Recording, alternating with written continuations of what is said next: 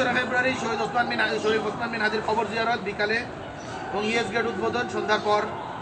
৩রা ফেব্রুয়ারি শহীদ আবু সাইদের কবর জিয়ারত এবং শহীদ পরিবারের সাথে সাক্ষাৎ সকাল ৯টায় রংপুর পীরগঞ্জ।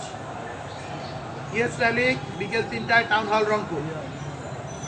৪র্থ ফেব্রুয়ারি শহীদ পরিবারের সাথে সাক্ষাৎ রাজশাহী সকাল ১১টায়। ইএস র্যালি বিকেল ৩টায় রাজশাহী। ৫ই ফেব্রুয়ারি শহীদ পরিবারের সাথে সাক্ষাৎ সকাল ১০টায় খুলনায় এবং ইএস র্যালি সকাল ১১টা ৩০-এ খুলনায় এবং শহীদ পরিবারের সাথে সাক্ষাৎ বিকেল ৫টায় বরিশালে। ইএস র্যালি সন্ধ্যা ৭টা ৩০-এ বরিশালে। ৬ই ফেব্রুয়ারি শহীদ পরিবারের সাথে সাক্ষাৎ সকাল ১০টায় ময়মনসিংহ। ইএস র্যালি বিকেল ৩টায় ময়মনসিংহ।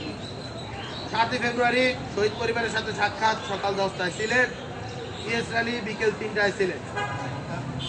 ৮ই ফেব্রুয়ারি শহীদ পরিবারের সাথে সাক্ষাৎ সকাল ১০টায় চট্টগ্রাম।